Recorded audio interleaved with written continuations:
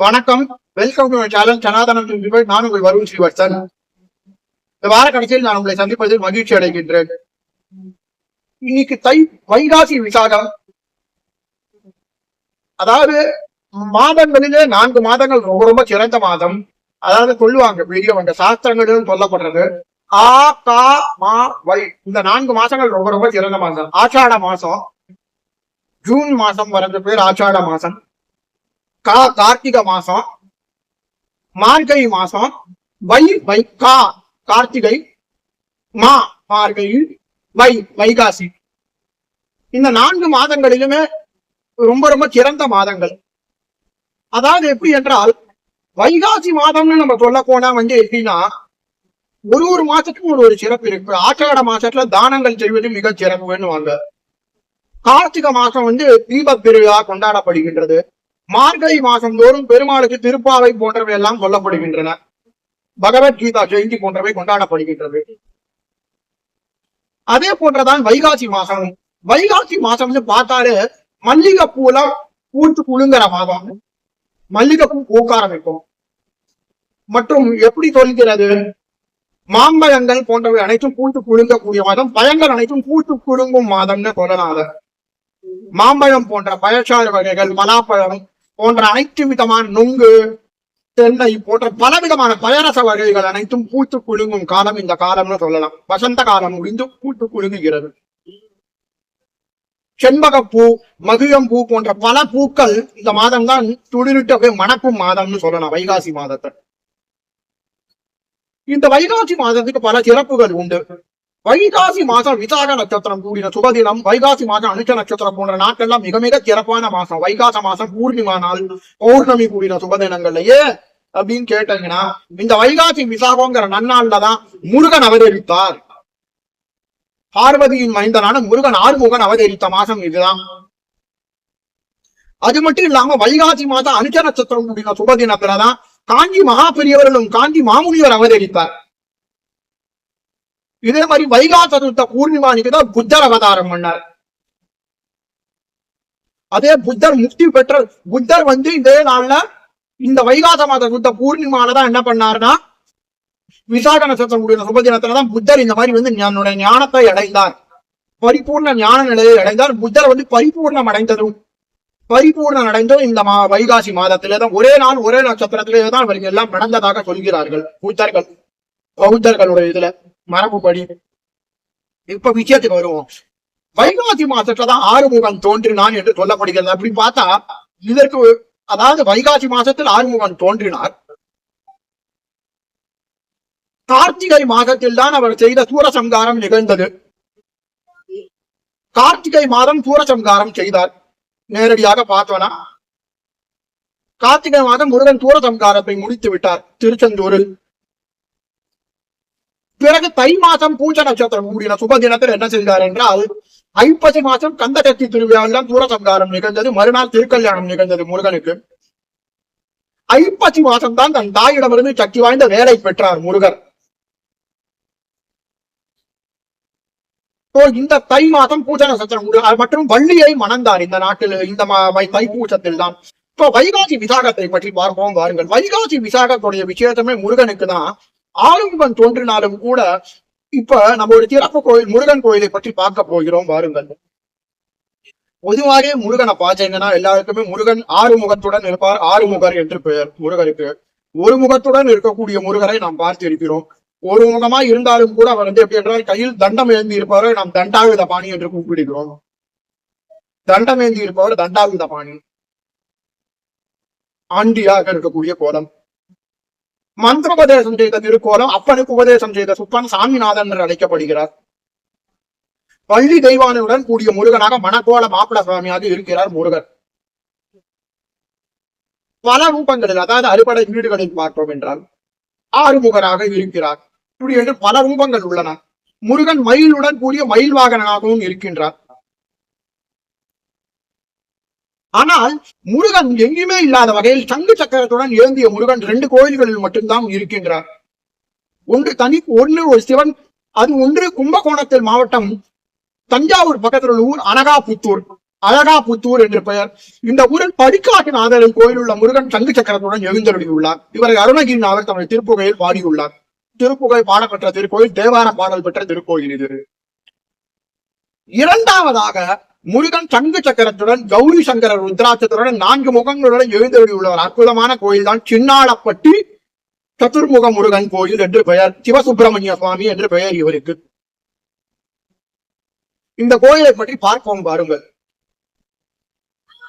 அது மட்டும் இல்லாமல் இந்த முருகனுக்கு பிரதி செவ்வாய்க்கிழமை தோறும் குங்குமப்பூ மற்றும் குங்குமத்தினால் கலந்த குங்குமப்பூ மற்றும் குங்குமம் கலந்த செம்பால் அபிஷேகம் செய்வது ரொம்ப ரொம்ப விசேஷமாக கருதப்படுகிறது. ஒவ்வொரு செவ்வாய்க்கிழமையும் இந்த கோயிலில் செய்யப்படுகிறது. முருகனுக்கு ரொம்ப வேறென்றும் இல்லாமல் இந்த கோயிலில் சதுர்முக ஆஞ்சநேயர் அமைந்துள்ளார். எங்குமே இல்லாத சன்னதியாக. முருகன் மற்றும் பாலா திரிபுர சுந்தரி காட்சி தரும் ஒரே கோயில், விஸ்வாமித்திரருக்கு காட்சி கொடுத்த கோயில் மற்றும் பிரம்மரிஷி பட்டத்தை வழங்கிய கோயில் இது. இது எங்கே உள்ளது இந்த கோவில் என்று பார்த்தோம் என்றால், திண்டுக்கல் மாவட்டம் மேட்டுப்பட்டி அருகில் உள்ள ஊர் சின்னாளப்பட்டி. திண்டுக்கல் ஆஞ்சநேயர் கோயில் மேட்டுப்பட்டியில் தான் இந்த அஞ்சலி வரத ஆஞ்சநேயர் கோயில் உள்ளது. இந்த அஞ்சலி வரத ஆஞ்சநேயர் கோயிலிலிருந்து நாம் பஸ் மூலமாகவோ தனியார் வாகனங்கள் மூலமாகவோ சென்றால் இந்த கோயிலை நாம் அடைந்து விடலாம். மிக அழகான கோவில், தனியாரால் பராமரிக்கப்படும் கோவில் இது. இந்த கோயிலை பற்றி பார்ப்போம் பாருங்கள். முதலில் இந்த முருகன் எங்கேயுமே 6 முகத்துடனே நாம் பார்த்திருக்கிறோம், ஒரு முகமாய் பார்த்திருக்கிறோம். ஆனால் 4 முகத்துடன் கௌரி சங்கர் ருத்ராட்சத்துடன், அது அம்மையப்ப ருத்ராட்சத்துடன் கூடி இருக்கக்கூடிய முருகனை நாம் எங்கும் பார்த்ததில்லை அல்லவா? இந்த முருகனை பற்றி நாம் பார்ப்போம் பாருங்கள். அதாவது இந்த கோயிலில் தன வரலாறை பார்ப்போம். அதாவது ஒரு காலத்தில் விஸ்வாமித்திர மகரிஷி தான் பிரம்மரிஷி பட்டம் பெறுவதற்காக கடும் தவங்கள் நோக்கி புரிந்து கொண்டிருந்தார். அப்பொழுது விஸ்வாமித்திரருக்கு முன் பரமசிவனார் தோன்றி, விஸ்வாமித்திரா, உனக்கு நீ பிரம்மரிஷி பட்டம் கிடைக்க வேண்டும் என்றால் நீ சிறுமி வடிவில் உள்ள பாலா திரிபுர சுந்தரியை வைப்படு, பாலா திரிபுர சுந்தரியை வைப்படு, அவள் உனக்கு இந்த பட்டத்துக்கு உதவி அருள்வாள், நீ வேண்டிய வரத்தினை அருள்வாள் அவள்தான் என்று விஸ்வாமித்திரரிடம் பரமசிவனார் கூறினார். முக்கண்ணன் கூறியதுக்கேற்ப உடனே விஸ்வாமித்திரர் வாழை அம்பிகையை நோக்கி தவம் புரிய, வாழை எனும் பாலாம்பிகையை நோக்கி தவம் புரிய, உடனடியாக வாழை அம்பிகை தோன்றினாள் விஸ்வாமித்திரரின் முன். விஸ்வாமித்திரரே, உங்களுக்கு பிரம்மரிஷி பட்டம் கிடைக்க வேண்டும் என்ற தவம் வேண்டும் என்றால் நீங்கள் ஒன்றே ஒன்றுதான் செய்ய வேண்டும். நெற்றியில் குங்குமம் இடுங்கள், அழகாக குங்கும போட்டு திலகம் இடுங்கள், உங்களுக்கு உடனே நீங்கள் வேண்டிய வரத்தின் பலன் கிடைத்து விடும் என்று கூறினார். உடனே விஸ்வாமித்திர மகரிஷி சிவபெருமான் அருளால் குங்குமம் தயாரித்து அம்மனின் நெற்றில் பொட்டில் இட்டார். மிக அழகாக குங்குமம் நெற்றில் பொட்டு இட்டார் அவளுக்கு. அவர் சரியாக தனது குங்குமத்தை விட்டுள்ளாரா என்று பக்கத்தில் உள்ள ஆற்று குளத்தில் பார்க்கும்போது சில குங்கும துகள்கள் அவள் நெற்றியில் இருந்து அந்த குளத்திற்குள் கீழே விழுந்தன. அப்பொழுது ஒரு 4 சிறுவர்கள் தோன்றினார்கள். உடனடியாக அவர்கள் தன்னுடைய தாயான பாலாதிரிபுர சுந்தரியை வணங்கினார்கள். இவர்கள் 4 பேரையும் அருளாசி வழங்கி அணைத்துக் கொண்ட பாலா திரிபுர சுந்தரி சதுர்முக வருகா என்று கூப்பிட்டார்கள். உடனே அவர் சதுர்முக முருகனானார். அப்பொழுது விஸ்வாமித்திரரிடம் பாலா திரிபுர சுந்தரி சென்று கூறினாள், மகரிஷி விஸ்வாமித்திரரே, முன்பு கைலாயகிரியில் பரமசிவனின் அருளால் 6 முகன் பிறந்தான். இப்பொழுது என்னுடைய அருளால் எனது சத்துர்முகன் பிறந்திருக்கிறான், இவரே உங்களுக்கு இனி வழிகாட்டுவான் என்று கூறி மறைந்தாள். உடனே விஸ்வாமித்திரர் ஒரு இடத்தில் பார்க்கும் போது தன்னுடைய தமத்தை நினைத்து பயணப்பட்டார். அப்பொழுது முருகன் ஒரு சின்ன பையன் வடிவில், ஆடு மேய்க்கும் சிறுவன் வடிவில் முருகன் இருக்கும் கோயில் திசையை நோக்கி காட்டினானாம். அதாவது முருகன் சிறிய வடிவில், சின்ன பையன் வடிவில், இந்த சின்னான் என்ற சிறிய பையன் வடிவில் காட்டினால இந்த ஊருக்கு பேர் சின்னான் பட்டி என்ற மறுபடியும் சின்னாளப்பட்டி என்று ஆகியது. உடனே அவர் அந்த கோவில் இருக்கும் திசை நோக்கி சென்றார் விஸ்வாமித்திரர். அப்பொழுது பாலா திரிபுர சுந்தரி முருகனும் ஒரே நேரத்தில் அவருக்கு காட்சி கொடுத்தார்கள், ஒரே இடத்தில் ஒரே நேரத்தில். இதனால் அகம் மகிழ்ந்தார் விஸ்வாமித்திரர். ஆனால் அதே நேரத்தில் விஸ்வாமித்திரருடைய கர்வம் கலைந்தது. ஏனென்றால் நான் இறையருளை பெறாமல் எதையோ நோக்கி தவம் இருந்தேன் மிகவும் மனம் வருந்தினாராம் விஸ்வாமித்திரர். உடனடியாக அங்கே வசிஷ்டர் பிரம்மரிஷி பட்டத்தை அருளி விஸ்வாமித்திரருக்கு வசிஷ்டர் விஸ்வாமித்திரரை பார்த்து, பிரம்மரிஷியே என்று கூப்பிட்டார். இதனைதான் நாம் வசித்தல் வாயால் பிரம்மரிஷி என்று கூறுகிறோம். பொது சொல்லாக மகிழ்ந்து விட்டது. ஒருவரை புகழும் போது வசித்தர் வாயால் பிரம்மரிஷி, அப்பா வசித்தர் வாயால் பிரம்மரிஷி என்று புகழாரம் கூட்டுகிறோம் அவர்களுக்கு. இப்பொழுது விஷயத்திற்கு வருவோம். உடனே விஸ்வாமித்திரர் வசித்த மகரிஷியிடம் காலில் விழுந்து, மகரிஷியே நான் தவறுகளால் அநீதியை சொன்னேன், தயவுசெய்து எனக்கு நான் ஞானத்தை உணர்ந்து எனக்கு ஆசி வழங்குகிறேன் என்று கூறினார். உடனே வசித்தர் பிரம்மரிஷி பட்டத்தையும் வழங்கி வணங்கி ஆசிகளும் கொடுத்து மகிழ்ந்தார் என்று சொல்லப்படுகிறது. பிறகு இந்த கோயிலில் முருகன் காட்சி கொடுத்தார் என்று சொல்லப்படுகிறது. நான்முக முருகனாய், சதுர்முக முருகனாய் அவருக்கு. இப்பொழுது கோயிலுக்கு தரிசனம் செய்வோம் வாருங்கள். அதாவது இந்த கோவில் பார்த்தோம் என்றால், இந்த ஊரே நெசவுக்கு பெயர் போன ஊர் சின்னாளப்பட்டி.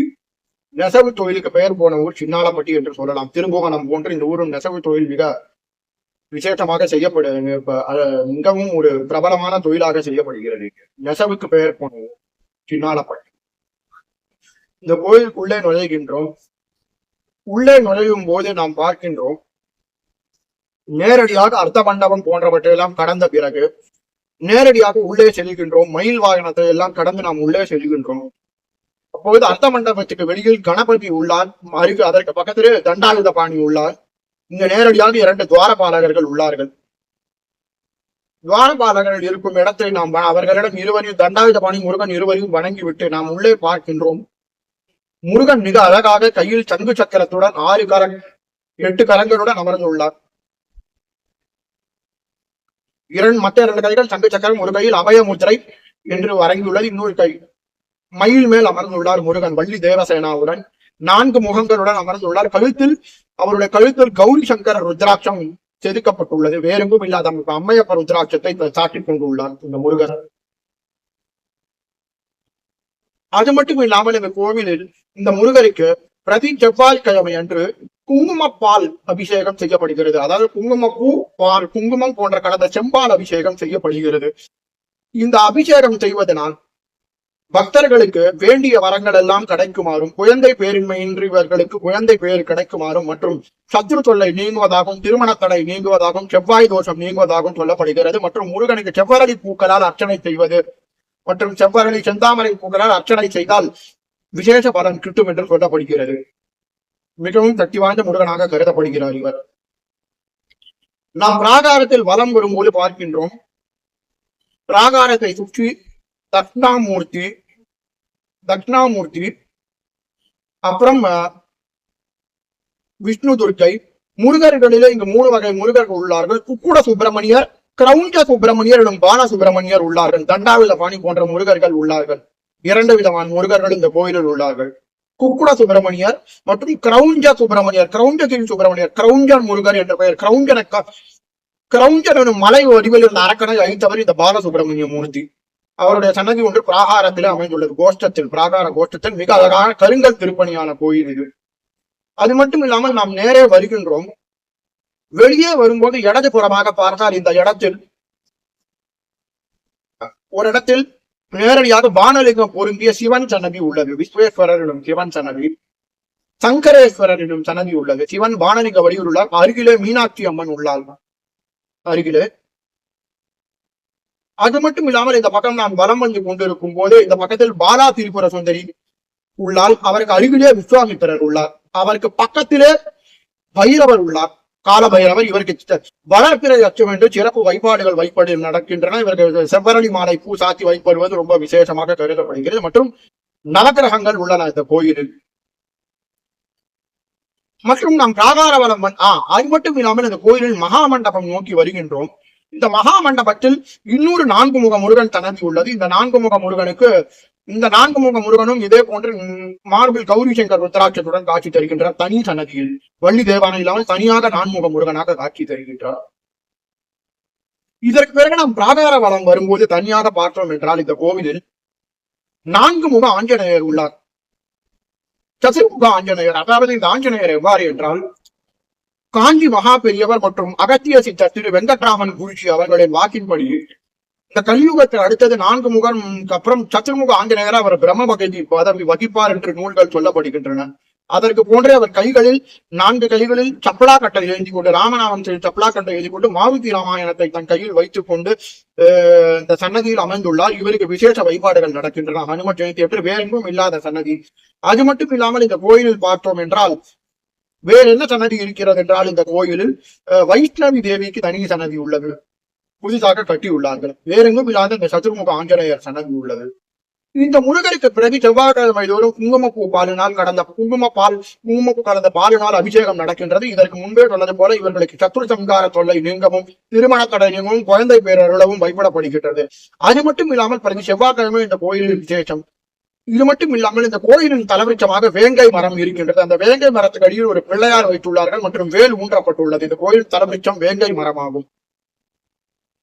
அது மட்டும் இல்லாமல் இந்த கோவிலில் முருகருக்குரிய பாலா திரிபுர சுந்தரிக்கும் செவ்வரடி மலர்களால் சாத்தி செம்பூ மலர்களால் சாட்சி அர்ச்சனை செய்து வைப்பட்டால் குழந்தை பேர் மற்றும் சகல பலன்களும் கிட்டும் என்று வழிபடப்படுகின்றது. அது மட்டும் இல்லாமல் இந்த கோவிலில் வெளியே நாம் வருகின்றோம். மிக அழகாக தென்னந்தோப்புகள் அமைந்துள்ளன, சுற்றி இயற்கை எழிலுடன் அமைந்துள்ளன மற்றும் பிராகாரத்தில் புதை சிற்பங்களாக அகத்தியர் போகர் போன்ற மகான்களின் புதை சிற்பங்கள் அமைந்துள்ளன சிலைகளாக. இந்த கோவில் உள்ள முருகருக்குரிய திருவிழாக்களான கந்தசக்தி, அதாவது வைகாசி விசாகம், அதற்கு பிறகு வரக்கூடிய கார்த்திகை மாசத்தில் வரக்கூடிய ஐப்பசி மாசத்தில் நடக்கக்கூடிய கந்தசக்தி சூரசம்கார திருவிழா திருக்கல்யாணம், பிறகு கார்த்திகை மாதத்தில் நடக்கக்கூடிய சச்சி திருவிழா மற்றும் தைப்பூச திருநாளில் அபிஷேகங்கள் போன்றவை எல்லாம் விசேஷமாக நடைபெறுகின்றன. இந்த கோயில் பிரதி மாதம் நடக்கக்கூடிய சச்சி நாட்கள், கார்த்திகை சச்சி போன்ற நாட்கள் மிக மிக விசேஷமாக, விசாகம் போன்ற நாட்கள் மிகவும் விசேஷமாக கருதப்படுகிறது. அதுவும் செவ்வாய்க்கிழமைகள் விசேஷமாக கருதப்படுகிறது. முருகனுக்கு செம்பாலால் அபிஷேகம் செய்கிறார்கள். பக்தர்களும் தமது நேர்ச்சி கடனாக முருகனுக்கு பாலாபிஷேகம் செய்து வஸ்திரம் சாற்றி மற்றும் செம்பரணி பூக்களால் அர்ச்சனை செய்கின்றார்கள் இந்த முருகனுக்கு விசேஷமாக. மற்றும் ஐப்பசி மாதந்தோறும் லட்சார்ச்சனை நடக்கின்றது முருகனுக்கு இந்த கோயிலில். கார்த்திகை மாதந்தோறும் முருகன் கூறிய மாதம்னால லட்சார்ச்சனை நடைபெறும் இந்த முருகனுக்கு. ஆக ஒரு முறையாக இப்படிப்பட்ட ஒரு 5 வகை 4 முக சதுர்முக முருகரை, சங்கு சக்கரத்துடன் இணைந்து இருக்கும் முருகரை, கௌரி சங்கர் ருத்ராட்சத்தோட முருகரை நீங்கள் வாழ்வில் அது மட்டும் செம்பாத அபிஷேகம் நடக்கும் இந்த முருகரை தரிசியுங்கள். உங்கள் வாழ்வில் சகல வளங்களையும் நீங்கள் கேட்க வரங்களையும் இந்த முருகப்பெருமான் நிச்சயமாக அருள்வார். வைகாசி விசாகம் இந்த கோயிலில் ரொம்ப விசேஷம். நன்றி, வணக்கம்.